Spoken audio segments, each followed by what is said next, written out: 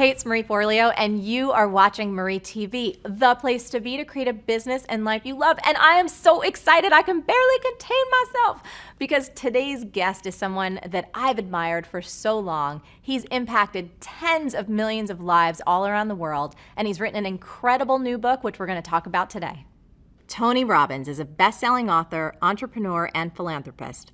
For more than 37 years, millions of people have enjoyed the warmth, humor, and the transformational power of Mr. Robbins' business and personal development events. He's the nation's #1 life and business strategist.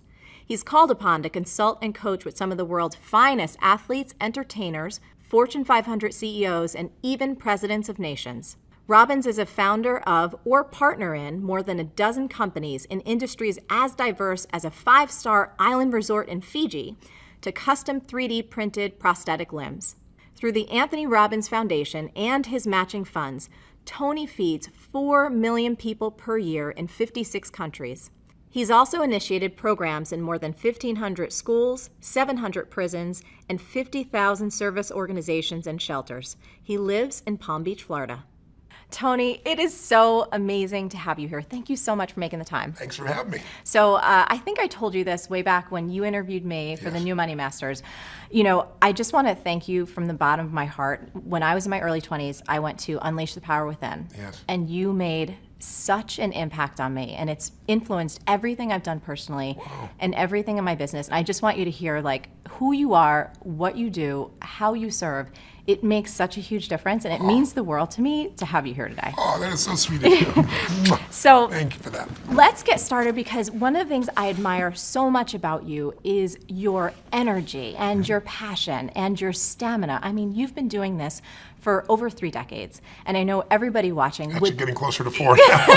which is awesome. It's so incredible. Yeah. And one of the things that I so admire is I feel like you keep getting better. You keep doing more. You keep serving on a higher level. And from a personal, just stamina standpoint, tell us a little bit about what you do every day. What are your habits? How do you keep yourself at this high level of service? Well, I think there's the physical side of it, which, I do the equivalent of an ultra marathon every weekend. I do 52 hours. On the last day, I did 26.5 miles. The previous day, 22 miles. So just the physical side, you have to be in incredible shape. And I'm in better shape physically today, both my endurance, my muscular strength, and so forth, than when I was 25, which is wonderful.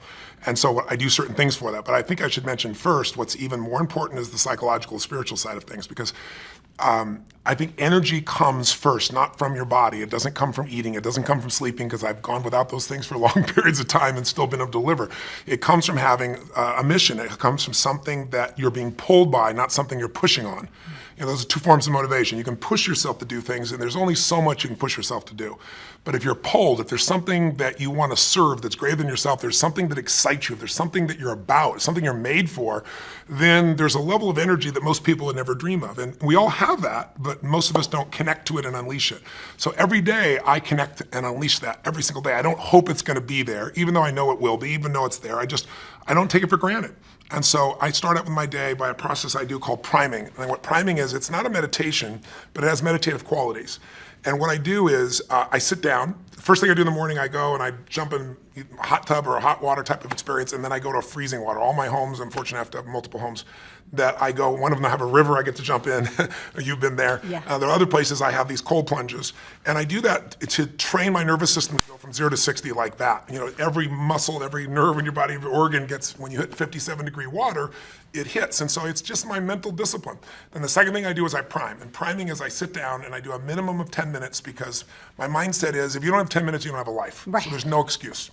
So every day, sit down, and what do? I do 3.5 minutes where I do an explosive breathing pattern, a pattern that changes my biochemistry. And after I've done that, 30 of these intense breaths 3 times, I close my eyes and I'm kind of in an altered state, and I focus first for 3.5 minutes on just everything in my life, at least 3 things that I'm really, truly grateful for. And I don't do that in a hokey way. I don't do it in a mental way. I step into my body and feel it, and I make sure at least one of those things is something really simple. The wind against my skin, the look on my son's eyes or daughter's eyes, something that is just very fundamental, but I really I cultivate that feeling of gratitude, of appreciation for those feelings. And I do it for 3.5 minutes. Then I do 3.5 minutes where I do this process of focusing on healing, strengthening, and serving. And I start in a circle, starting with myself, and then I go through all the people in my life and associates, and I just send love to them. Again, it may sound corny, but to me, it's a part of what I'm here for, and it's a part of cultivating that energy, that healing and strength energy, and strengthening my passion, my appreciation, my insights, my capacity, my endurance. And then I do the last 3 minutes are what I call 3 to Thrive, which is what is it that I really want to make happen? And sometimes I do that over what I'm going to do for the next 6 months or month, and sometimes it's today. I shake it up. But I see and feel and own that those things are done. And that starts, pretty much my day between those 2 items. And, then I have my workouts and things that I do of that nature. Yeah. And how about eating wise? Has that changed for you a lot over the years? It's pretty simplistic. I'm very simple. I eat salad and I have some protein. I have fish or I'll have turkey bacon. I don't eat red meat or chicken, but those are the things that I have usually in the morning, and my afternoon, evening meals are pretty simple as well. But, before I met my wife, Sage, she's been the greatest gift of my life. When we first met, she's a phlebotomist and a nutritionist and acupuncturist, so I thought this is going to be the easiest thing in the world. And I'll never forget, we went on this date and she had a wheatgrass juice, and I was like, wow, this is going to be so easy, man. This is awesome. And then she ordered a hot fudge sundae, and I was like, what in the hell are you doing? And she goes, eating, you bastard. I should give some term around bastard that I was like too rules driven. And so she had this whole thing, you zig and then you zag. So I do that with her now. I do enjoy other aspects of life, but when I first met her, I noticed she zigged a lot more than she zagged, or the other way around, I don't know which one it was, but it's been a nice balance in my life. So I enjoy food and things of that nature, but I use food mostly as fuel because life gives me so much juice. I'm not looking to get out of food usually. And how about, because I know for me, my mind can go and I have so much excitement and so much passion that at night, sometimes winding down. Do you have a wind down process? My wife would say no. I say yes, she would say no. My wife loves sleep. Yeah. My wife can sleep 8 hours. It's the most beautiful thing in the world. To me, it's like sleep when you die. So that was one of the first things in our relationship that was a bit challenging, because I'd want to get up and just go. I'll never forget, we were in Fiji, and it's like, even there, we're supposed to be on vacation, it's our home. I'd jump up at 6 in the morning, and she's like, where the hell are you going? I go, start my day, run up the mountain, do it. She goes, get in bed, I'll show you how to start your day. It's like, okay, now that's a better way to start my day. Totally. But now what I've done is I get in bed with her, because she's a lady. If you get up in the middle of the night, where are you going? China. Where do you think I'm going? It's 3 in the morning. I'm going to the bathroom, So I've learned to get my work done in bed beside her, and then she goes to sleep. But I watch silly movies. I watch things to let my brain disappear. Reading does not slow me down, because then I start incorporating and using it. My mind goes crazy. I'm underlining everything. But I'll watch cartoon type movies like Family Guy or something to knock my brain out, quite frankly. Or I'll watch some silly series, I don't know. I'm thinking of now the different ones. What is it? Revenge or something of that nature. Something that my brain can just truly let go, and that's how I do it for the most part. Awesome. So, you've worked with presidents. You worked with people like Serena Williams and, one of the greatest investors in the world, Paul Tudor Jones. When you're called in to work with these incredible folks, how do you start to prepare yourself? What are the questions that you ask to start to go in to serve at that level? Well, they're different for everybody, obviously, but what I try to do, if I was trying to look at it from a universal perspective, I guess what I really want to know before I get there as much as I can is everything I can about the person. And I do that because I really want to know, what do they want? What do they want of their life? What's their mission? What are they after? And what do they fear? What are their concerns? Because I believe life is found in the dance between what you desire most and what you fear most. And if I know those two edges of a person, I know a lot. And then I dig under and try to learn as much as I can from other people about whatever the challenge may be. And then I go prepared to just learn from the person directly. But I want to know as much as I can before I go in there. Then I take all that I think I know, and then I see what's really real when I meet them. And I'm digging in to discover what's the challenge, what do they perceive it is. And usually, if I were to grossly generalize, if you're going to help somebody create a breakthrough, it all comes down to 3 areas. Either they've altered their strategy. We all have strategies, a specific way of succeeding, and sometimes we alter it, whether it be in sports or whether it be in finance or any other area. We forget something, we lose a little edge, we drop something out, and then it becomes a bad habit. Or sometimes it's a change in our beliefs. Like, you may have done something for decades and been really successful, but now I know one gentleman who's a good friend of mine that, had 52 Academy Award nominations, and he said to me one day, he said, if I make one more freaking movie, I'll kill myself. He's just like, I don't want to make a movie. I don't want an Academy Award. I don't want any of these things, And it's just like he's satiated. Yeah. And so sometimes when people get satiated, they lose their hunger, they shift their beliefs. And when you change a belief, you change your biochemistry. When you change your belief, you change the way you execute. You change everything. And we all develop as stories. And sometimes stories are empowering, and sometimes the mental stories are disempowering. So I'm listening for those. I'm digging for those. And then I also look at their state. Because you could do the same exact action from a place of being pissed off or from a place of playfulness, and the same action's not going to get you the same result. And so I'm looking for that quality of what's going on in them. And then I look and try to find out what it was like before. So with Paul Tudor Jones, I went back and I watched videos of him when he was at his best. And I saw how he used his body and the way he moved, and I saw him now sitting still and kind of slumped over, and he'd broken his leg, and he had talked at a different tempo. So I look at biochemically what's happening, physiologically, I look at psychologically what's going on, and then I look at structurally what they're doing. And then I develop a plan to help them get back to where they were and beyond, to better performance than they had before. Incredible. The other thing that I was fascinated I wanted to ask you so bad, you probably accomplish more than most people do in, I don't even know a time frame. And of course, you get to talk with people who are at the highest level of their game. When it comes to productivity, what do top performers know that a lot of people just don't? What are we missing? Well, I think the best performers are focused on outcomes and not activities.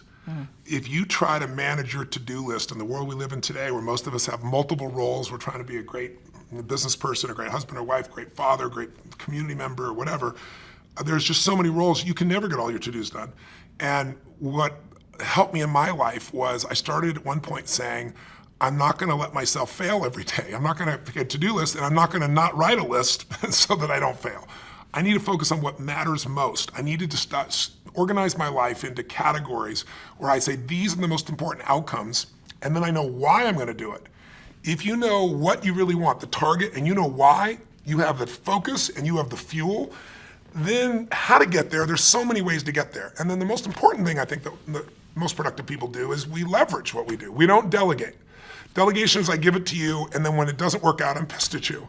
Leverage is I empower you. If I'm leveraged, I'm still part of that, and I'm going to make sure you succeed. I'm going to follow up. I'm going to make sure before the deadline I touch base with you. I'm going to make sure you have the resources to succeed. But what I do is empower people. Go, here's the outcome, here's the why. I get you and I aligned with the outcome and the why. You figure out how you want to do it. I'm open. You want brainstorm with me, I'll do it. You'll probably come up with better ideas than I do. And when you empower people to come up with their own how, and they know what and why, you can get the job done 100 times faster, especially if you get a group of people. I'm a big believer that early in my life, I thought I was such a smart person. I'm going to solve all this stuff. Part of it was being responsible, and part of it is ego that we all have inside ourselves if we've succeeded to a certain extent. I said, this is bullshit. You know what? Instead of one person solving 12 problems, I want 12 people to solve one problem. And I developed that practice, and I began to find that people that many people thought weren't going to contribute had insights nobody else had. I really got it from Steve Wynn. Steve Wynn's a dear friend of mine, and he's rebuilt Las Vegas, one of those brilliant men I know, multi-billionaire. And Steve really learns the most from the bellmen, from the people that would never make it into the C-suite. He learns what customers are feeling, what they're experiencing, how to have an impact, what needs to be changed, because these people are on the front lines. So I'm a big believer that you need leverage. And if you're just starting out in business, I know a lot of people that will probably watching your shows are watching you because you're a successful businesswoman who's built your own entrepreneurship. You've done so many great things. I think in the very beginning, the hard thing is you think you can only do it yourself, and then there's only so many hours, and you've got kids and family and friends, and how do I do it all? The answer is you hire someone. You trade with someone. You trade them for 2 hours. That's what I did in the beginning. Because I'll never forget, I was just really young in my career, very in the early days, and I was running to get to the dry cleaners so I could get my only 2 suits. Because if I didn't get them, then the place closes, then I can't get on the plane, and running to the airport, sweating like crazy. I'm a sweater anyway. Right? It's like sweating like this, trying to get in the door, and it's like, what is wrong with this picture? I could be doing something that's so productive, and I'm standing in line at the dry cleaning place, and this is just nuts. And so I was really young, I was like 17, 18, 19, I don't know what it was. And I said, I'm gonna hire somebody. 2 hours a day, that's what I had to start with. And then it was 4 hours. And so my view is I don't do anything that someone else can do better, and I don't do anything that isn't the highest and best use of my time. Now, when I say that, that's gross generalization. There are things I still will do. But for the most part, by finding people and getting clear on outcomes and the why, what I call RPM, you gotta know the result, You got to know the purpose, and then you got to have a massive action plan. And the plan can change. But that RPM, the stronger the RPMs, the faster that car is going to move. And I try to do that not just through myself, but through other people. Beautiful. So last thing I want to talk about before we dive into the monster book, which I can't wait to get to, is this idea of slumps. I know a lot of times you're called in when someone's, either hit a plateau or they're having a tough time. So 2 questions. A lot of folks that write in, they'll ask me questions or they'll just comment on the blog and they find themselves in a tough spot. Maybe they've experienced a certain level of success and like you said with your friend, Peter, it's just like, I don't want this anymore. I don't know what I want next. Any common patterns or things that you can share about slumps and how we can support ourselves to get out of them? Well, most people hit plateaus, and the most important thing when you hit a plateau is not to be pissed off and stressed out about it because stress won't make it better. It's also not to take it lightly and go, oh my God, this doesn't matter. It's that delicate balance where you say, okay, how do I get from where I am to where I really want to be? And if you don't put the emotional charge on it, it's easier, but that's easier to say and harder to do. The pattern I see in slumps, whether it be an athlete or a financial trader or an actor or any of that nature, is number one thing that causes a slump usually is you get too comfortable. When you start doing something and you're really successful, a lot of people lose their hunger. And if you ask me what is the single most important element of any human being that separates their level of success from the rest of the world, it's hunger. It isn't intelligence, as valuable as that is. There are people that are incredibly intelligent, can't fight their way out of a paper bag. You show me somebody who's not only hungry but doesn't lose their hunger, they will dominate everything. And you see that in the greatest sports stars, the greatest entertainers, the ones that they're insatiable. And because of that, you like being around them because there's this energy about them, this passion about them, and very few people maintain that. And you lose your hunger, you go into a slump. You get overconfident. Another pattern that happens that gives people a slump is when something changes in their world that they're not prepared for. Like, I've been doing this forever and oh my God, now my relationship's messed up. Or, I've been working hard on being a lawyer and now my wife's upset, her husband's upset with me. What do I got to do here? And what it does is it throws people off their rhythm. And so I try to figure out what's happening in their environment and show them how they can win in both categories simultaneously. A third one is when people do something where they get mad at themselves, kind of like a Tiger Woods, and then he's got all the skill in the world, nothing changed in his skill, but for that year and a half or whatever it was, he was beating himself up, and in that state, it's kind of a self-sabotage. And so depending on what form I find, I enter in and make the changes, and there are almost always changes, again, in the psychology of that person, the emotion of that person, because we have these great minds. Everybody's got a great mind, or at least available great mind. But we're emotional creatures. And we forget that because we live in a society that tries to value thought much more than emotion, because emotion is scary for us. Emotion can come really fast. And so some people try to avoid it at all costs. Other people are overwhelmed by it. My view is that emotional intelligence is a wonderful thing, but I much prefer emotional fitness. Intelligence is a capability. Fitness is a state of readiness. And what I do is I train myself to always be ready, and that makes you execute. And I think too many people settle for, I know this, as opposed to I'm doing this. And I try to train myself and others to be in that state of readiness all the time, because that's where life is really fulfilled at the highest level, I think. I do too, agree 100%. So let's move on to this monster book, which it is a monster in the best way. It's the most beautiful thing. So do we have a copy that we can kind of bring in? I just want to hold this thing up because it is so awesome. So Tony, I got the galley from your team, which it's like, all right, y'all, you're seeing it right here. We're going to talk about this now. I truly believe in my heart of hearts that every human being needs to get this book. They need to read it for their family, for their friends, and most importantly, the last couple chapters about service. I was in tears. I loved every bit of it. My copy is highlighted cover to cover. I've already taken action on a lot that's in the book. Yes. This is your first book in 20 years. Yes. Why this topic? Why now? And what makes it different than all the other money books that are out there? Well, one reason I haven't written a book is I hate writing. Just being honest. I'm on a plane about every 4 or 5 days. I go to 15 countries. I see 250,000 people a year. I love the live event. I love the spontaneity. You get to do something new constantly. You get to see what's really going on with a human being. And writing is an isolated, by yourself process that God bless the people that do that stuff. But I got pushed over the edge because there's only a few subjects in life that really affect the quality of your life, right? There's your body. There's clearly your relationships, your emotions, and money is one of those places. And I've shared with people a lot about this, and I grew up with in a very tough environment financially. We had no money. There were times that, our car was repossessed. There were times we had no food. So, and it didn't last, but it was one of those places where you had that uncertainty all the time. And so when 2008 happened, That's what pushed me over the edge. Because when I started seeing so many people losing their homes, losing half of what they saved for their whole life, and then I kept thinking, well, the government's going to do something because this is a raw, horrific situation that's been brought about by a small number of people. By 2010, when nothing had been done, I was mad, and I was reading every article, I was watching every documentary, and the final one that just pushed me over the edge was called Inside Job. I don't know if you saw it, but I have it ordered on Netflix. okay, yes, yeah. It's Academy Award, won the Academy Award. Matt Damon did the voiceover. But what's amazing is they systematically showed who specifically virtually destroyed the world economy, and then showed that the punishment they got is not only all of us bailing them out, but they were put in charge of turning the economy back around and giving more money to do this again. So at the end of this film, you understand what happened, but you have one or two emotional responses depending upon your personality. Either you want to kill somebody, you're so angry, or you're depressed because there wasn't one solution to the whole thing. It's a beautiful documentary, but not one solution. I'm a solution guy, so I was like, something's got to be done. I know I'm not the only solution, but I have a unique gift. I have access. Because most people don't know, they think of me as the motivational, positive thinking guy. That's never what I've been. I've been a strategist my whole life, and Paul Tudor Jones, one of the top 10 traders in the history of the world, has been my client for 21 years. Literally every single day, he emails me, I measure him a variety of things, I see him face to face. I've been with him side by side when the tech crash in 2000, in 9/11, when he went through the subprime crisis, 2008, the fall in gold, and he's made money every single year for 21 years. And even beyond me, his firm has made money for 28 years. So it isn't just me, it's Paul. And I've learned from him so much over those decades. And I just thought, if I didn't just interview him, what if I interviewed 50 of the most brilliant financial minds that in the history of the world, they're alive today. Let me interview them. Let me find out, can the average person really still win?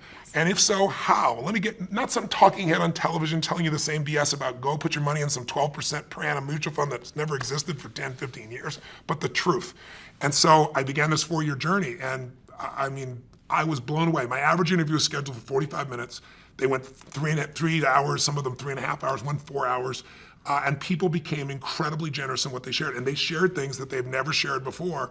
And I put them into a 7-step process so that whether you're a millennial that just got out of college and got a bunch of college debt saying, how will I ever get around this? I'll show you how to get financially free.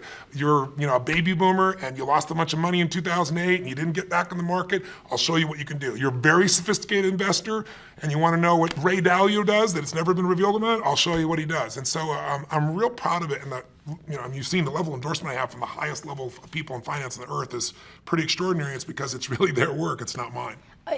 I had so much fun reading it. And honestly, I was intimidated by a 600+ book because I knew we were doing this interview and I prepare as much as I humanly, I'm like, all right, I'm going to speed read, but digest everything. Yes. And one of the things in the beginning, when you start breaking down the myths, yes, I just kept getting sicker and sicker and sicker with how much the general public, how much people don't know and how they're taking advantage of. So I wanted to ask you, was there one in particular that just totally pissed you off? There was a ton. I know there's 9 myths in the book. there's one, I put the 9 most abusive ones in there. I mean, they're there. Here's what I'd say. I want to mention one of the myths, though, to start with. Yeah. Not a myth, but a step. I want everybody who's watching to remember one thing.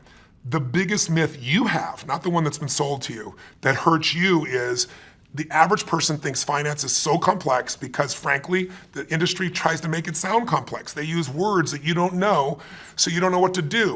What does this mean? And so what happens is we just give them our money and say, deal with it, and we don't realize that system has been set up. It's not an evil system. It's set up by corporations that are looking to maximize profit for those corporations. They're not looking out for the investor because this investor's second, and we think we're first, and we're not. So the first piece is you got to know that you can't wait till you have a ton of money to start investing and think, I'm not an investor. What you got to do is say, rather than my Apple phone, let me own Apple stock. Let me own a piece of all the best companies, not just Apple. I've got to become an owner or I'll always be in scarcity. If you can invest in business, even a small amount, you can grow. And I don't care how small it is, but you got to automate it. There's a gentleman named Theodore Johnson who is amazing. He worked for UPS, started as a driver, never made more than $14,000 total in a year. That was his highest salary in a year. In his old age, he's worth $70 million. And how did he do it? All he did was what I teach is the first step is you got to take a percentage of what you earn and pretend it's a tax. You're never going to see that money again. You automate it, it goes straight to the investment account, and you never see it as money you can spend. He did that with 20%. He said, I can't save 5. Somebody in his family said, if there was a tax, you'd pay it, and they made it 20%. When you save 20% and you compound it, its numbers are incredible. So I show people how to do that. But then the problem is, if you do that first step, but you don't do the second step, which is become an insider, yes, and understand the rules of the game, then the old adage is a person with money meets a person with experience, the person with experience ends up with your money. I mean, that's how it works. So I'll give you 2 or 3 of the myths real fast. One, this myth that someone says, give me your money and I'm gonna beat the market. It's just a lie. Warren Buffett made it clear it's a lie. Ray Dalio, one of the greatest investors in history.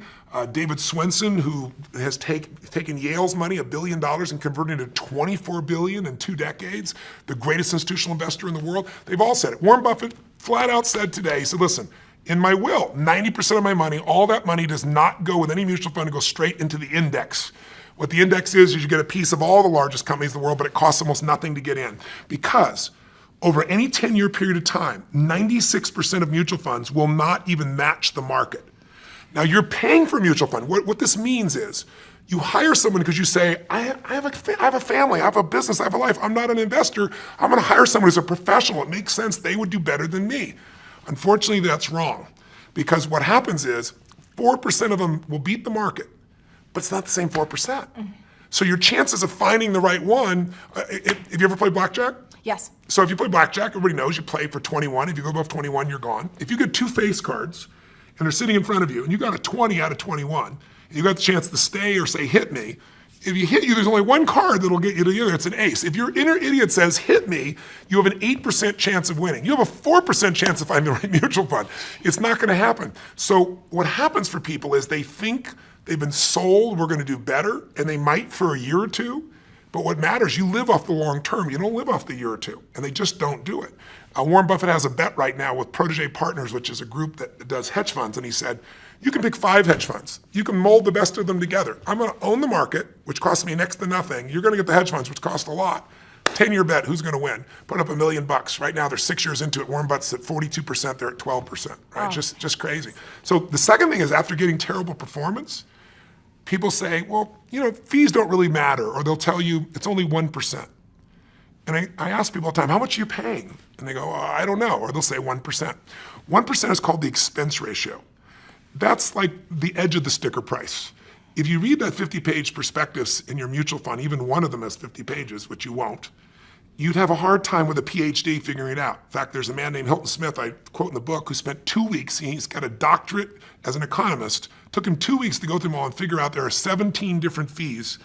And Forbes says the average fee is 3.12. Now, if you're watching right now, I'm sure I've lost your brain with all these numbers, so let me make it real for you. 1% versus 3%, big difference. Huge. Right? Here's the difference. Just like you grow by compounding like Theodore Johnson did, your fees also compound. And people don't know that when they hear that little number. So if you had 3 people and one gets 1% in fees, 2%, the other in 3%, they all get the same return. They start out with $100,000 at 35. For 30 years, they accumulate to 65 years old, 7% compounded. They all get 7%. The only difference is the fees. And when they go to retire, the person at 1% in fees is going to have $574,000. $100,000 to $574, not a bad. If they added not another dime, pretty amazing. The person at 3% in fees will have $224,000. 77% less money. If you want to win a race and you have a 100-pound jockey on the back of your horse, or you want a 300-pound jockey on the back of your horse, fees at 3% are that. If I said to you, here's a deal, let's do an investment, and here's how I want it to work. You give me the money, you put up all the money, you put up all the risk, I'll put up no money, I'll put up no risk. If you lose, I win, and if you win, I win. And if you win, over the life of the time, I'll get 60% of what you earn. You'd say, I'll never do that in a million years. That's a mutual fund with 3%. It's one of the only industries on earth where they've confused this enough that we don't understand we're overpaying by thousands of percent. You could own the stock market, the S&P 500. You can own a piece of all 500 big companies through like the Vanguard 500. Mm-hmm. And you get the best of all the business, Apple, Exxon, all these companies. And it costs you 0.17. That means less than 0.2%. If you went to a normal mutual fund, you might own the same companies for 3.17. That's like buying a Honda Accord for $20,000 or $350,000 for the same car.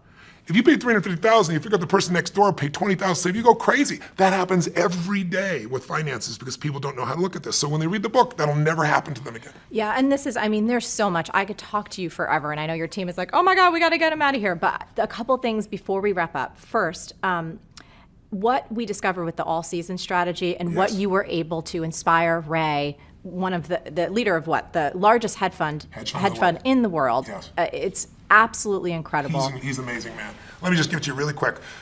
Ray Dalio is his name. Ray heads Bridgewater, which is the largest hedge fund in the world. A hedge fund is where wealthy people often put their money because they can bet up on the market or down and be able to do a lot of things as a hedge fund. And a large hedge fund, a good sized one might be 15 billion, Ray's 160 billion, so he's 10 times the size. To give money to Ray 10 years ago, you had to have a $5 billion net worth and a minimum of $100 million on the first day, or he wouldn't even talk to you. That was 10 years ago. Now, no matter how much money you have, he won't do it because he manages money for China, for countries, for giant pension funds. So I get a chance to meet Ray, and I did 15 hours of prep for that. Just like I want to be all pitch and catch with him.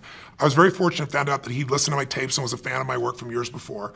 And so our 45 minutes went close to that 3-hour mark again. And at the end, I said to him, went back and forth, and he really enjoyed it, and I enjoyed it, obviously, learned so much. I said, Ray, I asked this to all these people, if you could never give any of your money to your children, and all you could give them was be a strategy, a plan, a portfolio that they could not only succeed with, but they wouldn't have all that ups and downs that make people get out of the market and lose. I said, what would it be? And he said, my all-weather portfolio. I've already designed it. All my money's in it. My kids' money, all the money that I have for contribution to society is in it. And he said, because I know I'm not going to be here forever, and I need something that's going to work in any market. And he said, I've worked it all the way back to 1925. I've tested it, and it makes money. And he said, I did it for myself for years, and now I do it for my clients. I said, explain it to me. So he explained it to me, and I'd done my homework. I knew a lot about it already. But at the end, I said, okay, Ray, you've really explained this. Brilliant. You're showing me why in 2008, people that had half their money in stocks and they thought they were safe, half their money in bonds, like everybody tells you, a balanced portfolio, they both lost money. He explained why. He explained how you could avoid that. But I said, Ray, you told me everything but the percentages. So it's like, bake this perfect chocolate cake. And he says, bring some chocolate, bring some sugar, use some dairy products, but you're not telling me the amounts. I said, he goes, Tony, that's my secret sauce. And they give me the whole 5 billion, 100 million. I go, I know, but you said you haven't taken money in 10 years. You're not going to take any money. The average person can't do it on their own. Help the average guy out. And I was teasing him, pushing him. And he goes, well, it's complex. I said, but I'll simplify it. He goes, well, there's leverage. I said, design one without leverage. The average person can do 15 minutes a year. And he goes, well, it wouldn't be perfect. I said, your idea of not perfect will be better than anybody else on earth. Totally. So he sits there and he starts scratching this thing out for me. And I'm like feeling this vibration in my body. It was just incredible. At the end, it was incredibly generous. We went and tested it, back tested it. So it means you compare it year by year what it did. In reality, not hoping what it do, but back testing something for a year or 2 years or 5 years, one thing. We back tested it 75 years, the worst and the most volatile times in our history. And interestingly enough, it's right, 85% of the time it made money. And the few times it didn't, the average loss was 1.6%. The largest loss in 75 years was less than 4%, minus 3.5. And that was 2008 when the market from top to bottom was down 51%. And that's the most of the loss in 75 years, and the average return is just under 10%. And this is something, a bunch of my friends were like, bake this into a business, dude. This is like incredible. And I was like, you know what? I'd love to do that, but this was given in the spirit of free to anybody. Yes. So it's there. Somebody can go to the library and get my book and they can just copy the thing down. But it's available to any human being and anybody can put it there. Now, that's not the only strategy there. I have David Swenson's strategies. I have all the best. Tons. But his strategy is the smoothest ride. Because the biggest challenge, if you look at the last 30 years or 20 years, 1993 to 2003, the average investor in mutual funds, well, the market did 9.2% per year, really nice, on average. The average mutual fund investor did 2.5%, and that's before taxes. You're going to double your money every 36 years doing something like that. It's just, it's not going to happen. You get killed. Okay, as we wrap, so you're not earning a dime off of this book.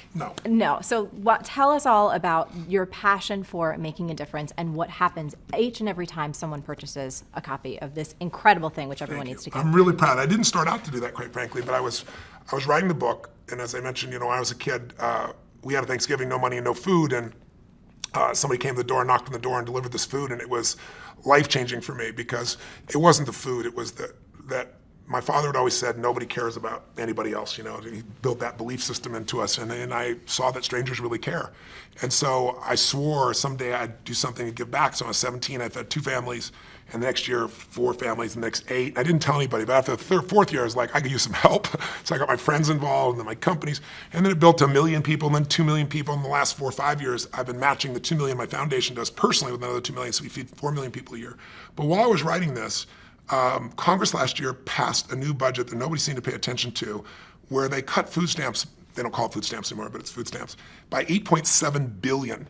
It basically limited 2 million people from having food. And so I work with all these nonprofit organizations that are already struggling. And it just made me crazy. And I thought, okay, what if I'm working my ass off in this book, but you know what? I could donate all the profits of this book, not a percentage. And then I thought, what if I donate all in advance? Whether I make money in the book doesn't matter. I'm going to do it in advance. How many people could I feed? And it was 10 million. And I was like, wow, that excited me. And it just grew a life of its own. As time went by, I started thinking, how could I really get people's attention about it? And so I finally decided that I'm going to feed 50 million. I'm writing the check actually next week. Personally, I'm going to feed 50 million people up front. And in addition to that, I'm working with Feeding America. They're the best hunger relief organization in the United States. And they're going to partner with me to get matching funds so we can feed 100 million people. And it's just exciting. I've fed 42 million people in my life. I'm going to feed more people this year. And so for anybody who gets a book, you know, if I sell 1 million books, 50 meals for every person that's there. If I sell 100 books, it'll be 500,000 meals for that's there. But it doesn't matter. I've done it up front. And I'm not doing it because I'm a good guy. I'm just paying it forward. People forget what a little bit of caring can do for, you know, to inspire or to move somebody. And I don't even know to this day who fed my family that day. But if they're out there, if they're still alive, I hope they see and hear the story and know what's going on. My guess is they pass because I've shared the story many times and no one's volunteered to share what it is. But that person made a giant difference. It wasn't just feeding, it was caring. And that's what I think changes people's lives. I think that's the thing that I so admire about you. I've been to so many of your events. I will continue to be a supporter, a fan, a friend. Thank you. I think you're one of the most incredible human beings in the world, and your heart and your soul shows through in everything that you do. Thank you. Thank you You're very sweet. so much for being here. And for everybody, you have got to get your hands on this book. We're going to have links below. We're going to be tweeting and sharing about it. It will change your life, the life of your family. And like I said at the end, there's a beautiful piece about why it's so important for all of us to make a difference. Tony, thank you so much. I love you. I think you're great. So beautiful to see you again. Thank you. Thank you. Now, Tony and I would love to hear from you. What's the single biggest insight that you're taking away from today's episode? And more importantly, what's the biggest action you're going to take as a result of all of this goodness? Now, as always, the best conversations happen after the episode over at marieforleo.com, so go there and leave a comment now. Did you like this video? If so, subscribe to our channel, and I would be so appreciative, especially for this one, if you shared it with all your friends. And if you want even more awesome resources to create a business and life that you love, plus some personal insights from me that I only get to talk about in email, come on over to marieforleo.com and make sure you sign up for email updates. Stay on your game and keep going for your dreams, because the world really needs that special gift that only you have. Thank you so much.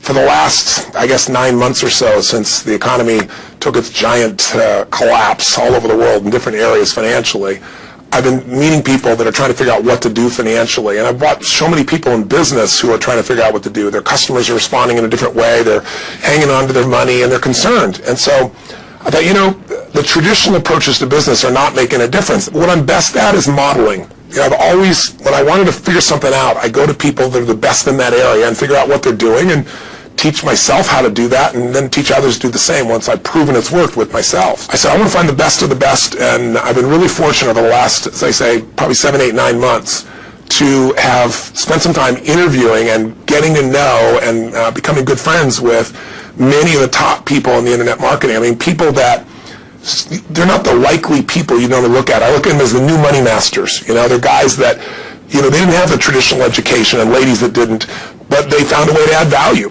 So whether you're looking for, you know, opportunity to figure out how to have a second income stream, or you have some form of business you're considering being in, or you're in and you want to learn some tools, I thought I'm going to create some great products for this, but I thought I'd just send you out first a neat little interview that I did with them. These guys called me up and said, can we come by? I'd love to chat with you. I said, well, we're going to chat. Let's put it on film. So we just knocked around, and what they wanted to ask me was, look, we spent enough time with you. We know you know how to get people to take action. I said, well, come on over and let me kind of get inside your heads a little bit. Let me see why you follow through. Why do so many people say they're going to do something and then never follow through? And a few people do something inside their head and heart that gets them to follow through. So I just thought you might enjoy this conversation we've had. It's with Frank Kern and John Reese, two of the best in this industry. I think you'll find it interesting. Maybe you'll be triggered a little bit to think about what will get you to follow through too. So this is my little gift to you. I hope you enjoy. We got the dial. Frank! Tony, what's up? Good thing, man. How about you? I'm good. Listen, we've got a serious issue that I think is affecting our market, and we need your help. We actually don't know if we can solve this problem, but we think that you can. So we want to barge in today. We're kind of riding around anyway. I know you're shooting and stuff, but if you got a couple minutes that we can pop by, that sure would be helpful. Okay, well, I'm honored if you help me. Come on over. We're going to see you. Okay. See you, man. Bye. The 14, John. Bye-bye. See ya. So why are we in a hotel anyways? They use this place a lot to shoot stuff because it's got a really nice background. Oh, it's really nice outdoor Filming stuff. different guests and interviews and TV commercials? Hey man, how's it going? Come on in. All right, thank you. Hey, Sorry. guy. What's up? How you doing, man? What's all this? Doing a little leadership filming, man. That's awesome. Good to see you. All right, thanks for having us, man. Yeah, you good. Well, come on in. I'm curious to what this major problem is that you haven't seen me right away about. This sounds like a setup to me, man. It's a setup, yeah. I told John it was an intervention about his glue sniffing problem. Come over and sit on my lap. Yeah, exactly. So we were doing some talking, and the big problem in our industry, we think, is a bit of a mystery. No one has the exact answer. We were actually talking about trying to figure it out, that so many people in our market get these courses that him and I both, for our own respective businesses, spend hours and hours of time recording these building these education products, these training products to show people how to grow a business or build a business. But there's this large segment of our customers in our market that we're in that really don't get results. They don't do anything, or they're just, for whatever reason, it's not for them. It's just, we were just talking about how great it would be if there were just, so many more success stories, right? Like if everyone who actually bought stuff, not necessarily just our stuff, but all of the stuff within our community, if the people who bought it, if everyone who bought it just actually used it, and just followed the directions and followed through, how amazing that would be, like what we would accomplish as a community as a whole if that happened. So our challenge is, what needs to happen, what kind of shifts need to happen to get people to follow through, to get people to actually use the products? You're talking about the same mystery that people have of, why does somebody, get that fat, or they're out of control and they hate themselves, but then they go have another piece of chocolate? Or, why does the person the doctor just told them they have cancer, lung cancer, and said you've got to stop smoking, and some studies show 70% of people keep on smoking. So you're not talking about a minor issue here, right? It's part of life. But there is an answer, because there are people that do follow through, and there are people that never did before, and then they've never followed through in their life, and now finally they break through.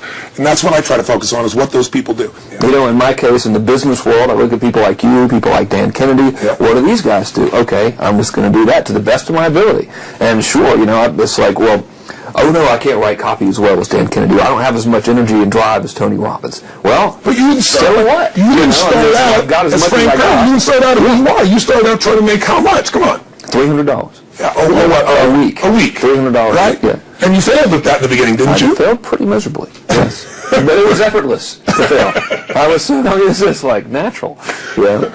But truthfully, you went from $300 to, I remember you said your first time you believed, if I remember, was when you made like $2,500 in like 4 or 5 days when I was on vacation. While you were on vacation. That was when the true internet marketing dream was realized. Because I sold a downloadable product and I wasn't even there. I didn't have to ship anything. I was like, oh my God. this is so great, you know, $2,500. And to me, that was just a gazillion, you know, because my rent, I think, was like $400 or something. And when you told me that story before, and you just do it again, and you get you big grin on your face, you get more excitement on your face when you talk about doing 18, than when you talked about doing the 18 million, which I know you're proud as hell of, and you didn't get all the money, but you made 18 million bucks for somebody in 24 hours, right? Yeah. Well, look at your face. It's like, no one here is excited as $2,500 in 5 days, baby. The $2,500 is just as, there's no difference. No, there's even more, because there was a moment when you recognized what was possible, but you didn't recognize it until you actually experienced it, but you only experienced it because you had to. Right. You had to keep going until you found it, just like you did. You had to keep going until you found it. It's like the validation that the fear doesn't have to matter anymore, that you don't, there is no other, that, you know, not having the plan B and knowing that you're going down the one path towards what you want. Yeah. It's the validation in your brain that, hey, this works. It may not work yet on the level I want it to, but it works. I've just proven it to myself. Right. And for that, I win. It's game over. I've already won. Yeah. Because I've proven it to myself. Right. So it validates everything in my mind that I'm going to do now just at a higher level. Right. I'm doing more of it. That's it. Right. You just now leverage it. You now just stack it. So what do these people need to get started? Why aren't they starting? We all know the answer is fear. But the difference with you guys or me or anybody who's followed through is we're more afraid of what life would be like if we don't follow through than the person who's willing to settle for what they got and kind of hope it'll change and maybe purchase something for the moment and then not follow through with it. It's almost like people, overachievers, have a little more fear. They're a little more afraid of missing out. They're afraid of not being there, or they got a strong enough reason to follow through. So I'd say if you're looking at home, you want to give somebody some value, go, where do I start? I'm sick of this. That's a damn good place. That's probably where they bought the product in the first place, but now they're escape from that for just a minute. What's that? They bought the product to escape from that state. Just for a moment. Yeah. So, because guess what? What makes people excited is progress. You don't have to be at the goal yet to feel alive again. You have to make progress. And the first step to progress is making a decision and buying the product. But then they don't do the second step, which is open the damn thing up. I think another powerful distinction that you're hitting on here is the fact that a lot of people that have breakthroughs in their lives, like including Frank and I both in different, success stories, situations, whatever you want to call them, is that, people typically hit rock bottom before that must is a reality. You're right. So in thinking of that, because a lot of things as well, like we hear in marketing, like if you had a gun to your head right now and you had to make money in the next, 48 hours, what would you do? And that really resonates with people. But so I just wanted to bring this into the conversation because I think a big part of the market of all these people aren't people that have their backs completely against the wall yet. That's right. Okay, so they're not in a must situation yet. They're in a desire situation where they're okay in their lives. They do have big dreams and ambitions. They do want greater things, but it's not pushing them yet to the point where they will do what it takes to master something. Must. So what do you think? How do people go from not having their backs against the wall when they have no choice to say, I'm totally sick of this, to conditioning their minds to go from their situation where they are, which may be okay, to getting something greater? Well, think about this. What pisses you off and what excites you is all relative. $300 a week, $2,500 excites him more, that memory to this day, than even the $1 million, he did in his first 24-hour version, right? Or you breaking the 4 minute mile, $1 million. That must have been out of your mind. Tell me about that for a second. What did that feel like? You make $1 million in 24 hours. Nobody in history of the internet's done it. Euphoria. Yeah. It was unbelievable. What was your? It wasn't even about the money. That's exactly right. That's exactly right. It wasn't really about the money. No, it wasn't. I wasn't thinking like, that's how many cars I can buy. No. It just wasn't. It was just breaking through like another barrier of progress. So at that point, it wasn't about your back to your wall. At that point, what it was really about... It was a further point for my fear, is what it really was. Further point for your fear, and for some people, and I think in some cases, it's also a recognition of who I am and what I'm capable of. So for somebody whose life is already great, this is about, what if I could take on another skill that could create more freedom for my life? And just saying, I'm not going to go out and try and do it all perfectly right now. What I'm going to do for the next 8 weeks, I'm going to create a little ritual. I'm going to do one thing a day to condition my mind, right, so that I get strong, so I follow through. I'm going to read something. I'm going to listen to something. I'm going to immerse myself. I'm going to go for an intense jog, or I'm going to go lift weights, but I'm going to do it consciously to get in a state where I'm going to follow through. That's number one, because people follow through when they're in state. Second, I'm going to get clear about why this is a must for me. It's not because my back's against the wall, but because I want to master an area of life that could create some freedom. I'm not going to master it overnight, but I got the system, I got the plan. I'm going to do one thing a day. I'm going to work on one subject a week. This week's going to be about figuring out what the right product or industry is. Next week's going to be basics of building traffic. And each week I'm going to make a little progress, and I'm going to get to a goal, whatever that is. I'm going to make $1,000, my $300 in a week. I'm going to get to my $2,500. That first $2,500 is the most excited. Unbelievable. The first $300. I remember it's life-changing, too. It is the most life-changing. I remember I was supposed to be a truck driver, making $24,000 a year because I'd be making the most anybody in my family had ever made. How'd that work out for you? Yeah, very, very well. Thank God I'm not driving a truck, right? I think you could drive the truck. I figured out I could pull it with my finger, man. I could do it with my teeth. I could pull it with my teeth, right? 36 grand a year was the goal. If I could make $3 grand in a month. When I did that, I was out of my mind. And then it was like, could I make 10 grand a month? Then it was 10 grand in a day, then 100 grand a day. Then could I make $1 million in a day? I had a day where I made $400 million in a day. The stock value of the company I took public, my personal stock. But it was probably after I did it, though, so it doesn't really count. I'm just joking with it. You're right. People will remember who's first, Tony. 400 million. Who cares? Who cares? Yeah, that's amazing, though. I'm not saying that because they told me when I was on stage, I had this audience of about 15,000 people at the Continental Center. It was during the stretch break. I was doing what I loved, rocking the house. Everybody's going crazy. And they go, the stock's worth $400 million right now. I was like, wow, that's cool. It's like, okay, that's, no one sounds stupid. It's like, what's next? And I went right back to what I loved. Once you break through, then it just becomes a game. The people that are getting your products have not yet broken through in most cases. The breakthrough happens by conditioning your mind every day, by feeding it a role model or a story. It's putting yourself in a peak state where you fall through by getting physically strong. It's creating a little ritual of doing a little bit each day, and then you get momentum. But the most important thing of all is what we start out with. Why? Absolutely. Why is it a must for you? It doesn't have to be you're against the wall, but it has to be something you're hungry for, because the only difference in people is hunger. And if you're not hungry, get around people that are hungry and something will hit you. You watch a conversation, you get around people that are doing better, and all of a sudden you start going, my life sucks. I remember I went to a guy in L.A., he's one of the most multi-billionaire guy, I'll never forget, and I lived in the Del Mar Castle, and I was really proud. That was like the symbol of me having taken myself from being poor to providing for my family this great place. It's built from castles in Europe overlooking the ocean, not far from you. And I went to this guy's house, he's a billionaire, he took me down to his wine cellar. I don't even drink wine. Went through this whole thing. At the end of the night, I was depressed. I lived in the Del Mar tenement, as far as I was concerned. I really was. I was like, I lived in a crappy place, and all my standards changed. All of a sudden, I wasn't willing to settle for living that. All of a sudden, my back was to the wall in a different way, because as a man, I knew I was capable of more. So people can change their standard by getting around where it's better. People can change their standard by getting associated with what's true, like the bills they got to solve, the problems they got to do it. Or they can do it because they're excited, because it's something new they want to take on. Everyone's different.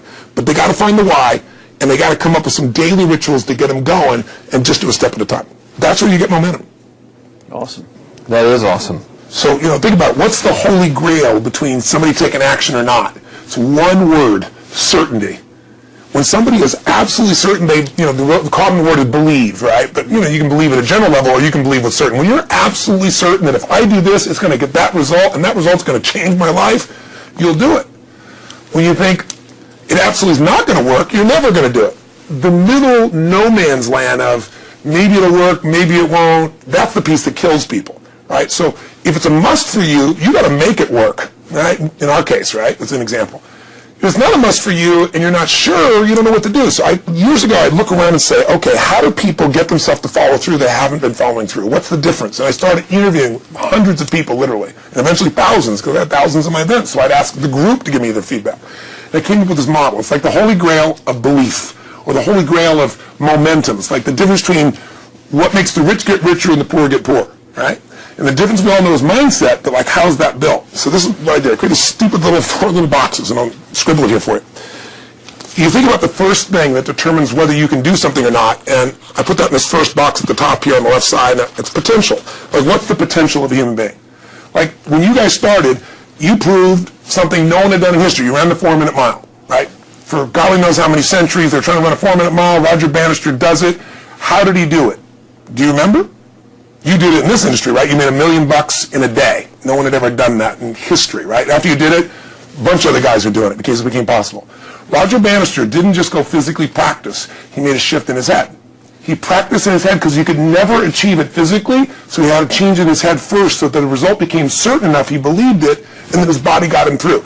After Roger Bannister ran that 4-minute mile, within 2 years, 37 people ran a 4-minute mile.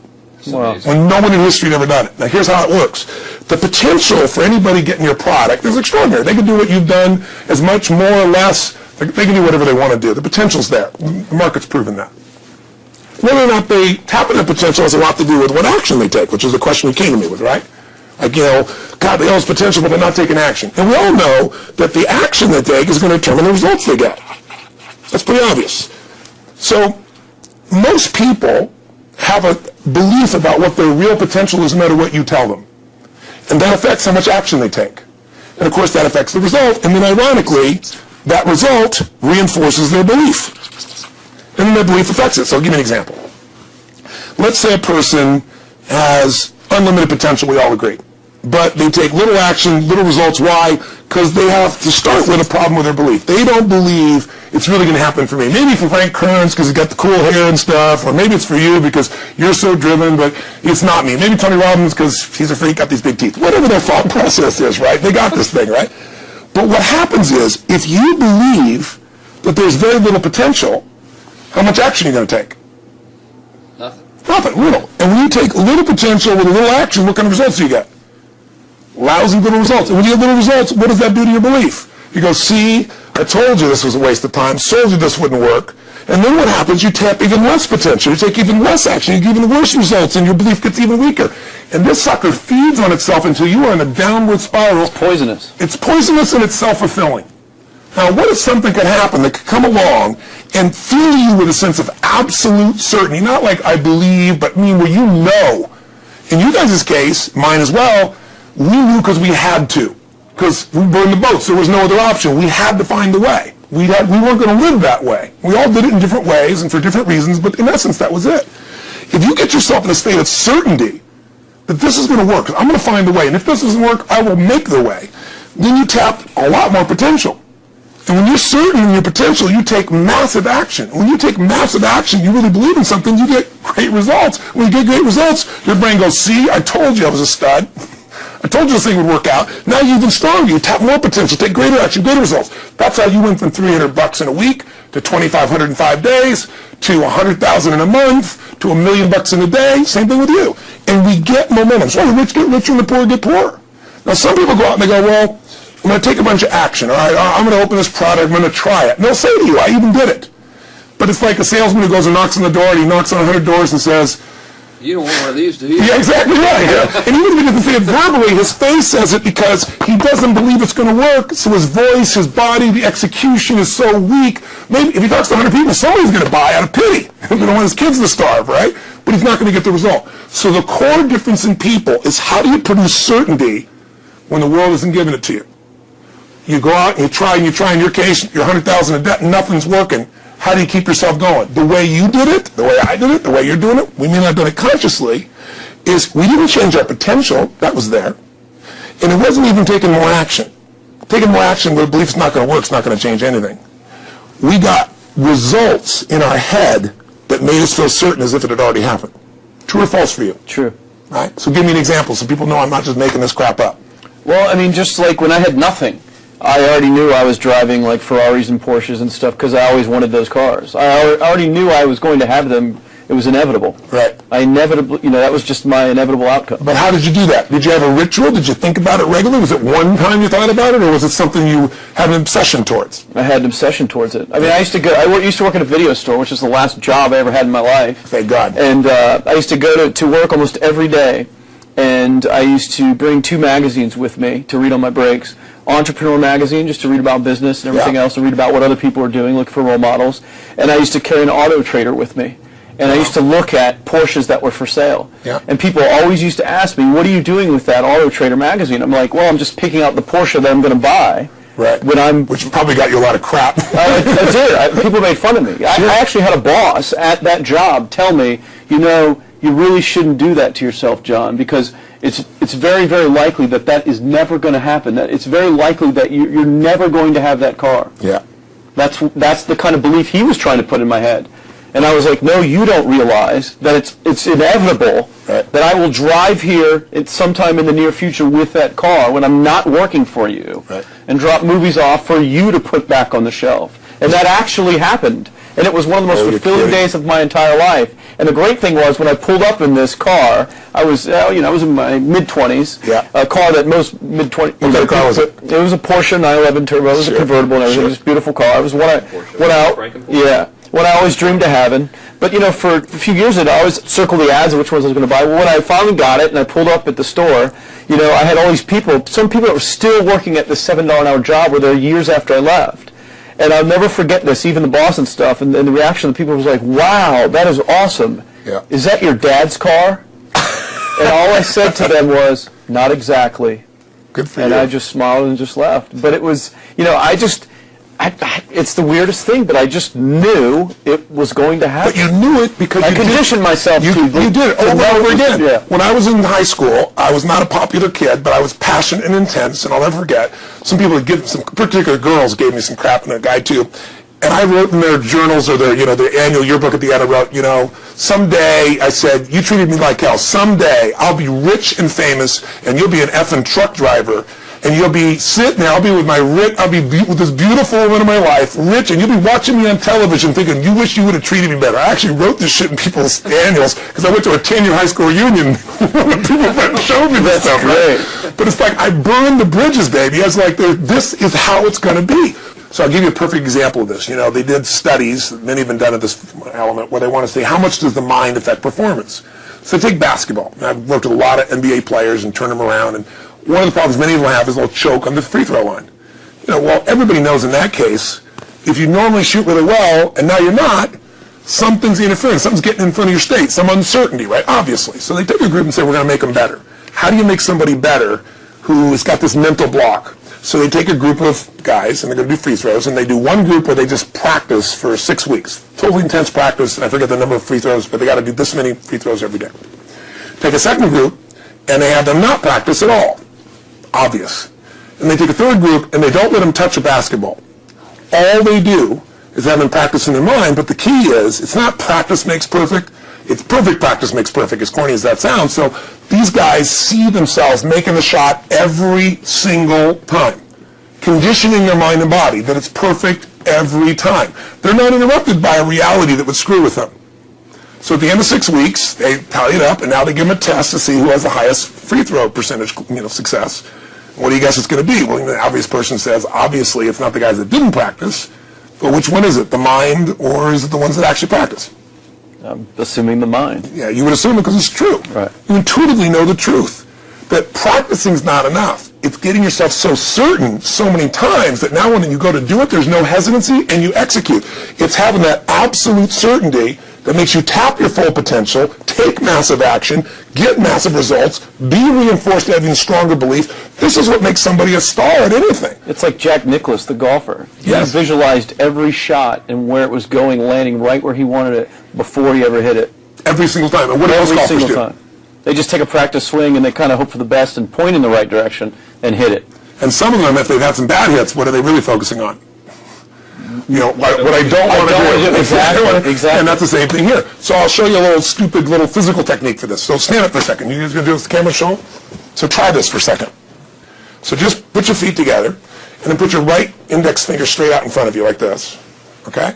And all I want you to do is I want you to just turn clockwise comfortably as far as you normally turn. Just notice where you naturally stop. Go ahead and turn clockwise. People at home can do this too. Keep your feet straight. Notice where you stop. Come back around to me. Back around to me. Pretty good. Okay, good. Yeah, you're really good at this, right? Drop your hand. Now let's do something really simple. Close your eyes. And you don't even have to visualize, just feel. I want you to imagine your finger coming back up again. And this time, see and feel it coming up. Don't actually make it happen, but feel like it's happening. Imagine in your mind that you're actually doing it. You're seeing it, you're feeling it. And then make it like a game where you turn twice as far this time. Like you're a little kid, somebody measures you and you go, I'm taller, come on, measure me this week. And that desire to do a little further. And then in your mind, do it again. Your feet are straight together, and in your mind, feel your finger coming up, see it coming up, and imagine going 3 times as far this time. And then one more time, bring your finger up, and you're like an owl. Your feet are straight, and you turn all the way around, and it comes all the way around to the front. See it and feel it and enjoy it each time like it's a game, like you can't wait to go further. And you know you do, every time. And when you can feel that, it feels good, then open your eyes. And now put your finger straight in front of you and turn as far as you can comfortably and see what happens this time. Go. Take one back. Now notice, I don't know if the camera's got, but you don't have to ask the camera. You can ask yourselves. Come back around. Did you go further this time, yes or no? A lot further. A lot further. 50% further. 50% further. How much further for you? About the same. Yeah. The average person will go 25% further. Now here's the question. Or superior. Or superior point. There you go. Your right finger pointer. Thank God. Yeah. So, did you have the potential to turn as far as you did the second time, the first time? Yes. Why didn't you? I didn't believe it, I guess. We have beliefs about stuff we don't even know we have beliefs. You have an unconscious belief about how far you can turn comfortably. The first time I did it, when I pointed straight back, Yeah. I thought I probably shouldn't even go that far, like it was going to hurt me or that I wasn't capable of going any farther. It's like, and how much further did you go this time? And the camera knows put it over there. That's right exactly over right. Now here's the difference. The potential was there the first time, and you took action, and you got a result. But it was 50% less than what you did later on, and the only difference is they changed your belief. How did they change your belief? We didn't work harder on your potential. We didn't take more action. I got you to see the result in advance. I got to see it vividly 2 or 3 times. That's all. I'm going further, and then your brain went, oh, I know what to do. Boom, it went there. Isn't that what you did by looking at your cars every single day and envisioning it? Isn't that what you did when you created whatever the vision was? It was $300, $2,500, $1 million in a day? Yeah, that's what's missing for these people. They're not getting that execution is everything, but it doesn't happen if you don't get the psychology set of a state of total certainty. And you just change that 50% in 3 minutes worth of visualization. And visualization is only one technique. Because I was like losing my balance with my eyes closed, but I was kind of like lopsided, so I got one good visualization, and the rest of the time I was like, I sure hope I don't fall down on camera with my eyes closed. It's going to look really dumb to do it. So you don't even have to be good at visualization. You can still get the improvement. So I want you to get, you ask the question, what is that difference in people? This changes people's certainty. People are uncertain they're going to succeed. They want it, but they're afraid. The best way to deal with a fear is get a big enough reason that makes you have to succeed, or condition yourself where you see it and feel it so often that you're certain that you just do it. That's all it really takes. That's awesome. You know, this worked. I was thinking this while you were talking about going to the Sit down so we can hear this, and we'll go. You were talking about working in the video store and looking at the Porsches and stuff. I used to drive around in my car, doing the cold calling with the credit card machines. And one way that I would avoid cold calling, the pain of like cold calling and knocking on doors and everything, would be to listen to your stuff and listen to Jim Rohn's stuff. Wow. I just drive around, no particular destination, just to listen to it. And strangely, I still like to drive around. I prefer to listen to that stuff in the car for some reason. It's because it's where you got imprinted. I guess. I mean, it's like, well, I'll just drive up and down the coast and check out the ocean. Yeah. So I would drive around, and I would envision myself holding those types of seminars, and teaching people that kind of stuff. And 3 weeks ago, I was teaching a seminar in San Diego, and I was talking about beliefs and envisioning things, and I had to stop. And I shared with the audience, I was like, you're not going to believe this, but I actually used to envision this very moment. I'm talking to you right now. So it really, really works. Definitely works. Makes a difference, I'd say. I'll tell you what, I worked with Andre Agassi in 1993, I think it was. He'd been #1. He dropped to 32nd in the world. And he was literally ready to quit with no exaggeration. His father was managing him, and he was so angry with his life. And he went through some, I think, wrist surgery at the time, and he's working on his swing. And he was dating Brooke Shields at that point. They weren't married, and not his current marriage, obviously. And so she said, "You got to come see Tony." She goes, "I don't need motivation." He goes, "He's not motivation, man. He's strategy. He'll show you how to make that shift in your head." So he comes. I work with a guy. And in the beginning, he's saying, do your magic stuff. Like, oh, yeah, great, thank you. And I said, tell me. And you're hit a tennis ball perfectly. And I'm trying to get him in the zone to remember that time, like you visioned, where he was perfect at it. He goes, of course I have. And I get him vision over and over again. And finally, he's in the zone. He's feeling that again, right? He's seeing it, and he's feeling certain, and the swing is going perfect. And I said, how's that feel? He goes, it feels perfect. I said, but are you thinking about the swing? You're not thinking about the swing. You're not thinking about how to do it. You're just seeing the result you want so vividly that it's there. So all I did was train him how to go in that state over and over again. He won the next weekend. The second weekend he came in second. Within 6 months he was #1 in the world again. And he gave me unbelievable credit. But all it was conditioning the mind. You do it with tape, so did I. We were just talking about this earlier, Pam and I used to go when I was 17 years old down to downtown Los Angeles, this place called Night Education, K-N-I-G-H-T, like in the night. And I'd save up all my money, work as a janitor, and I'd get these tapes and listen to these things over and over and over again. I went there for years, and I didn't have enough money, and I leveraged everything I had, but I knew how to train my mind. It's the one thing I knew how to do. This man's name was Mario. I saw him in his 80s, He obviously knows how my life turned out and was very proud of the role he played in that process. He used to tell people the story. This guy's the real thing. He didn't just start out this way. This is how Tony did it. He listened to these tapes. He conditioned himself, right? This is the real stuff. He passed away a few years ago. I'm calling his house, and he passed away, and his daughter was there, and she wanted to share with me that how I touched his life and so forth. But the best thing was, I thought, you know what? I want to get those tapes. I want to get that stuff that conditioned. I want to go back to that moment like you did of, that moment was visualizing, now I'm living it. And she said, he left all this in his will to you.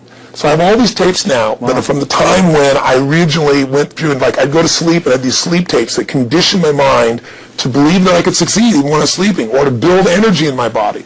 And anybody who wants to succeed has got to know it doesn't just happen. You can buy a product, but you also, with that product, have got to condition yourself. You got to make it a must, and you got to get a ritual. And if you do it, whatever you used to dream about you thought was so huge, you'll just live it. You'll live it like you lived this yesterday, like we're all living the life that we envisioned. Because we had to, and because we played this game with our head. We got the belief to be real by seeing it enough times and feeling it enough times till our brain believed it, and then it made it happen. Which raised the potential, which made us take more action, which got us better results, which raised our beliefs again. That's right. And then that's why the rich get richer and the poor get poorer. So instead of bitching about it, change it. And this is how you change it. It's like a self-fulfilling prophecy. Completely. It's pretty easy to change. Just that one simple exercise was amazing. I'm still like, holy crap, I wonder what else I can do now. But look what most people do. Most people do the opposite of that, right? They get the product, or they think about doing it, and what do they envision? It's not working. That's right. The excuses. So they envision it not working. As soon as they envision it not working, they feel uncertain. As soon as they feel uncertain, how much potential is that? Little, if anything. And so they send back your product, and they listen to the damn thing. And guess what? What does that do, by the way? They make that as another lousy result in their life. I didn't even follow through on that, and they believe even less. This process is the Holy Grail. It's where the whole game changes, and anybody can do it, and they can do it in a few minutes, and if they do it a few minutes each day, then they get a different life. They do it a few minutes one time, their life changes for the day. We're defined by our rituals. Everybody's got rituals, certain things they do every day. And what we have in common, and anybody that I know of who has a life that they're living that was once a vision, is we saw it again and again and again, even when it didn't work, even when you lost $100,000, even when I'm working as a janitor. There's something we would not give up on. And if somebody watching wants to change their life, they got to decide what they won't give up on, and then put themselves in the state of momentum by a couple little rituals. That's all it takes. And I think especially when it comes to anything related to making money, like making money products or promises or courses, people are so inundated with scams and all this garbage, true garbage, that their natural thinking is that they're so skeptical. It's like they fall into the conditioning of, well, if anything's ever going to work, that thing has to prove it to me before I believe anything.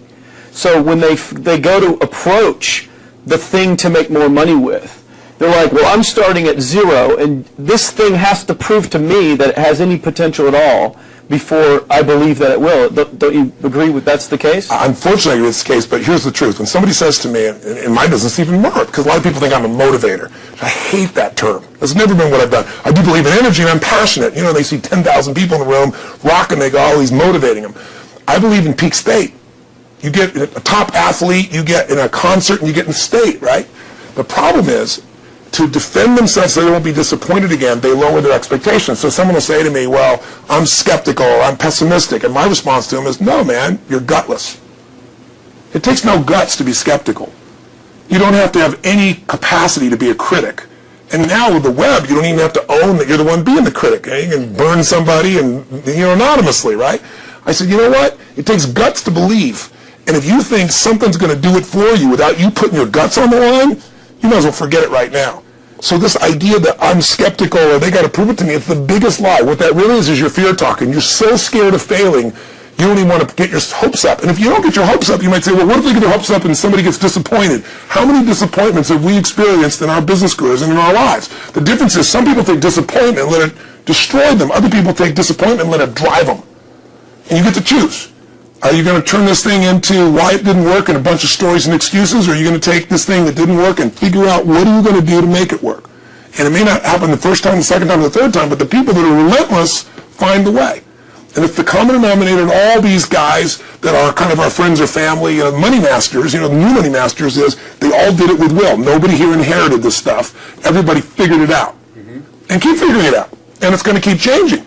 And you say, you know what, 1% of 99% of the money being made is being made by 1% of the people, because only 1% of the people will condition their mind and condition their body and follow through some daily rituals. The rest will tell a story about why it didn't work, how it wasn't their fault. And you got two things in life. You got results or you got a story. And too many people think that 1% is somehow entitled to it, and they're not. Which is, it's just all in the head. It's all in the head. It's all in the head. Which can be changed with some conditioning. Basic conditioning. You just proved it. Yeah. To us. That's fun. That's why I made Get the Edge and Personal Powers, because I understood that from the very beginning. Originally it was 30 days, and years later people would say, I've heard all the great results and everything else, man, but I don't have 30 days, and I'd be behind the glass, focus group, watching these people want to shake them, like, you don't have 30 days to change your life, I thought, okay, I'll make it 7 days. Just one, because after 7 days you get momentum. When you think about it, when do people's lives change? In a moment. It doesn't change in 10 years. Your life may suck for 10 years, but there's one moment when your life changes, the moment you decided. When you said, no more, and I'm doing it, and you kicked yourself in the ass, and you made yourself go do something, right? When you finally said, enough, no more, I quit, or let's begin, or I love you, there's a moment when somebody's life changes. And that can be gotten in a couple of days. So people watching don't have to wait until they've mastered everything. They got to get started and do what's next, and just put themselves in a state where they start making some progress. Well, there it is. I think that's the answer that can help solve that problem with a lot of people. They'll just pay attention to it and do it. The bottom line is, all three of us and some of the people that we consider as family that are part of this process, we've all done well, and we don't need to do this stuff. We're able to do the stuff because underneath it all, people can see in your eyes, Frank, when you talk about $2,500 you made that day, and the joy, right? Or you talking about not willing to settle, and just, I don't care what they say, they tell me I'm going to sit here and I should lower my expectations. I'm going to be driving my car in here and they're going to be delivering a video to me. There's something inside of every human being that will make it click, that'll make it so that today is not like yesterday and tomorrow will be different forever. And that process is an emotional hook. And what I hope is people watching this stuff, maybe something in here will piss them off enough or remind them of something or say there is a plan and it isn't just luck. And if I just get my big enough why and I get a little system for conditioning myself, and if I start to feel overwhelmed, I just do one next step. And I keep learning and keep moving forward, I will get there. And if we accomplish that out of this conversation, then this conversation was kick-ass and fun, not just for us, but it'll be something that we'll be really proud of a long time. Whether it happens or not really has nothing to do with us, but whether or not people... I took up golf recently. I thought, I'd never play this game. Old man's game, never do it. But my kids play, so I want to play with them. So I go out, and I do really well. I go out on this one day, and I out-power by my instructor. I'm feeling really proud. The next day, I'm not feeling so proud. I keep putting the ball in the water again. I'm so frustrated. Put down another one. Put down another one. I don't care. I don't care what my score is. Let's do it. And finally, I was getting frustrated. He's going things like, ain't it a bitch? This is golf. And I'm going, bull. I said, you're a terrible instructor. I said, because I should at least be consistent at whatever shitty level I can achieve. I said, I know I'm not Tiger Woods, but I should be able to be consistent, and you're just telling me that it's difficult. Telling me it's difficult is not helping. Tell me what to do. He said, well, actually, you're only a little bit off. I said, could have fooled me. He said, no, you're about a millimeter or two off. I said, you're joking. He said, no, watch this. He said, I didn't teach you this yet. He said, when you approach the ball like this, he said, if you change the angle that you're attacking this just 1 or 2 millimeters, in the very beginning, do you see how that changes the arc? This one, instead of being on the green, by 1 millimeter, now you're in the water. 1 millimeter over here, you're in the sand. And he said, and also you're hitting the ground by 1 millimeter sometimes. You're not stroking it, just 1 millimeter. I thought, what a great belief system that when all hell's breaking loose and nothing's working, that you're only 1 millimeter off. Because most people think it's impossible, so they give up. Isn't that true? And in real life, it's true. So 2 days later, I'm going to see one of my clients. I do a lot of coaching, and I have a man who's the top plastic surgeon in the world. He's going through some tough times in aspects of his life. But this is a guy that gets paid by Sultan of Brunei $1 million to fly over and do 3 people's faces. He is the #1 plastic surgeon in the world. He can make anyone who's ugly look spectacularly beautiful. He showed me pictures of a woman who's 84 years old. He made her look 40 and gorgeous, no exaggeration. But you know what? I'm waiting for him in his office, and he's still in surgery. So he's got a new book he's creating to teach other surgeons around the world. And I'm going through it, and it's got pictures of, the top 100 supposedly most beautiful women in the world's faces. And then men. I wasn't paying attention to that one. I just kept turning the pages, right? But I noticed something. He's got all these measurements. And he has mathematically calculated what it takes to make someone look gorgeous, man or woman. And it's a few millimeters. Interesting. For example, on a woman, the distance between the top part of your lip and your nose, this little distance, the measurement of that, if you're beautiful, gorgeous, is the same size as your eye. If it's 1 millimeter more, you have an average face. If it's 2 millimeters more, you are butt ugly. Okay. The difference between butt ugly and gorgeous is 2 millimeters. He's got about a dozen of these little 1 or 2 millimeter changes he makes, and it's a different person. It is unbelievable.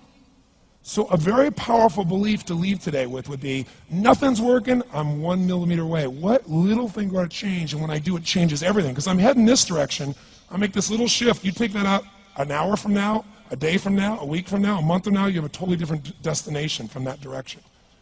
But the 1 millimeter change, I'll show you one of them right now. Check this out. Stay in the state of certainty. Some of you lost it. Intensify it, whatever it takes. Intensify. Make your move. Come on. Make your move. Say yes. Say yes. Say yes. Say yes. Now feel that in your body. Don't let go of it. Now watch. Here's the difference between being certain and being uncertain. Did you see that? Certain, uncertain. See if you can find that little spot between the two, where you drop just a little bit of your chest, and you feel it drop, and come back up, and drop it. How many can feel that difference between where you really feel it, now intensify it, and where you dropped it? Is it a tiny difference, yes or no? Yes or no? Now, could you condition yourself to feel great in this state? Yes or no? So what I want you to do is give yourself that opportunity. So the way we're going to do is very simple. We're going to go in a peak state. And then we're going to train ourselves, because guess what? If you're in this state of certainty, and all hell's breaking loose in your life, people can't figure out, you go, move, I'll handle it. People go, he's so lucky, he's so confident. No, here's what I've created for my life, and anyone I know has succeeded. I'm a 17-year-old kid from Azusa, California, with no real education other than self-education, with no background, with parents that did their best, all of them, with no money, but I did one thing. I loved people, and I had an enormous demand I made upon myself, and I sculpted my mind and my emotions to get me to do whatever it would take to achieve and to contribute. But to do that, I did it by using my body and changing my focus. I did it by putting myself in a peak physiology and using what I call incantations. Can you train yourself to believe something, yes or no? Absolutely. How many of you have ever made the fatal mistake of going to Disneyland or Disney World, and while you're there made the fatal mistake of going to a ride called It's a Small World After All? What happens for about a week after you're out of that damn place? You're still singing this thing in your head in 24 languages, right? Well, let me tell you something. How many of you have things when you want to go achieve them, and this part of your voice goes, oh, it's not going to happen, or forget it? How many got a voice that sometimes interrupts that good pattern? Say, I. And what you want to do is train a new one. So starting when I was 17, I started doing incantations, not affirmations. Affirmation, you go, I'm happy, I'm happy, I'm happy, I'm happy, I'm happy. What's the problem? You haven't changed your what? Your what? Physiology. If you don't change your physiology, you won't get anything. So an incantation is not only you speak it, but you embody what you're saying with all the intensity you can. And you do it with enough repetitions that it sticks in your head. Like It's a Small World, now the conversation in your head is always the same, and it gives you what you want. So you use your body and your voice. So 17 years ago, I started doing things. I was working for Jim Rohn, this speaker, and I was 17 years old. I had long hair, minestrone soup, acne on my face. And I was trying to call on Bear Stearns type of people and convince them why they should go to this man's seminar and be more successful. I was driving a 1968 Volkswagen that I had earned at $40 a week as a janitor. The only way I did it was park far from the building and then go in, and I love people and I believe, but I put myself in state, and I was able to influence people that were far more successful than I was at the time. I would do something that I still do backstage and have done for 23 years because I don't hope I'm going to be in a good state, I demand it. So I do an incantation using my whole body. I'd say, I now command my subconscious mind to direct me in helping as many people as possible alive today to better their lives by giving me the strength, the emotion, the persuasion, the humor, the brevity, whatever it takes to show these people and get these people to change their lives now. And I would do that literally driving in my Volkswagen to a meeting in LA on the freeway for 40 minutes. People are looking at me, I'm screaming at the top of my lungs. They're going, I know he's a serial killer, I know he is. But by the time I entered that room, when two people meet, if there's rapport, the person who's most certain will always influence the other person. And I was totally certain, and they were trying to get revved up to certainty. Do you agree with this? Yes or no? I do another one because I was poor. I changed my mindset. I kept doing things, but I never got beyond it. I'd say God's wealth is circulating in my life. His wealth flows to me in avalanches of abundance. All my needs, desires, and goals are met instantaneously by infinite intelligence, for I'm one with God and God is everything. And I would imagine the abundance in my life, and I would feel so grateful. And a year later, I went from making $38,000 a year to making $1 million a year in 1 year.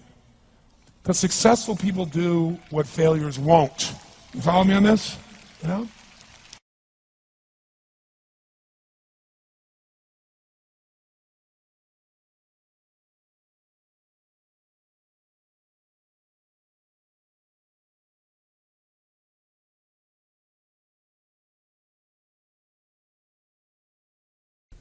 Let me show you in 2 seconds flat why the rich get richer and the poor get poorer. I call it the success cycle. Real fast.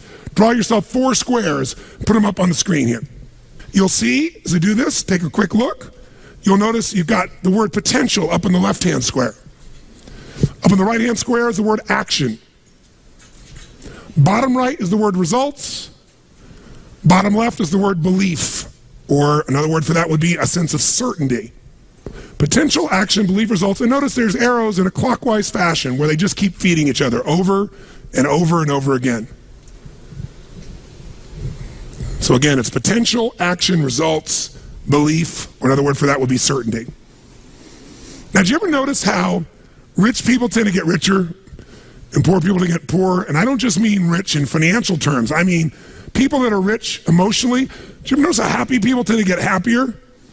And depressed people tend to get more depressed? How many have found this to be true? Say aye. It's because the power of momentum and what I'm about to show you. So let me show you something here. What's the potential of any human being? You tell me, quick. Unlimited. Do most people's results reflect that true potential, yes or no? No way. Why? Because most people aren't taking enough what? But is it possible to take a lot of action and still get lousy results? What if you got a salesman that works for you and they walk out and they knock on 100 doors and they say, you wouldn't want to buy anything from me, would you? Or they don't say that verbally, but they say it non-verbally. Is that going to affect their results, yes or no?